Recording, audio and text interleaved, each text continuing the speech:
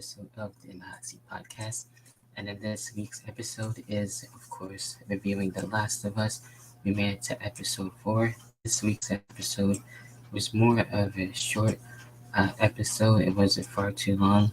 And then we didn't get to find out that the next episode that we did get to find out would be on Friday because the Super Bowl is this weekend, which makes sense to actually show The Last of Us on Friday, just to have more of the viewership basically, so it doesn't get interrupted with the Super Bowl. So that's real cool there.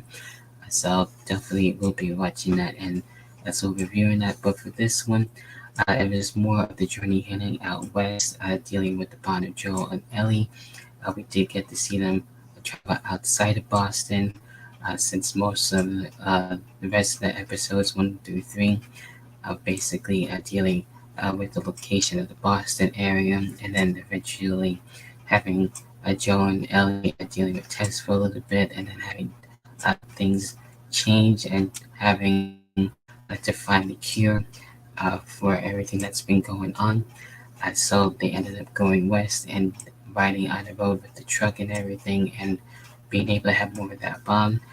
Part of that, we were able to see them at camp, see how they dealt with things afterwards and during the nighttime, and to get things ready for the rest of the trip.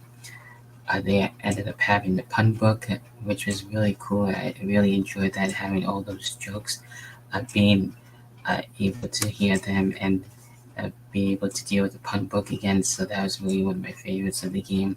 Really hilarious stuff. So that was really a nice touch to be able to see that I helped them get by, especially through all the dark times and everything. Basically, the calm before the storm, in that sense. And basically, they were able to keep it ongoing as far as they could until they dealt with a roadblock, getting into Des Moines, trying to get around because with all those cars being in the way, there's no way they can pass through the tunnel, so they had to try to find another way around. Unfortunately, they dealt with the crossfire on this one, dealing with the militia group, and basically getting in their way and dealing with the attack and everything. So we really got to see Ellie protect Joel and using the gun.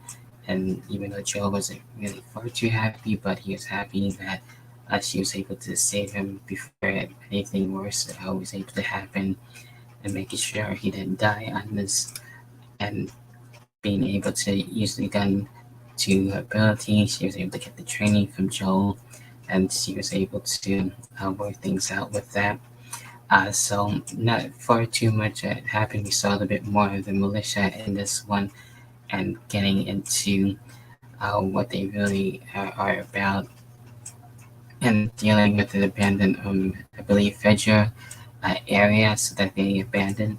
So they basically took over that, and we'll get to see a little bit more from them in the next episode, where things are looking very crazy. But in the end, we did get to see a little bit of Sam and Henry.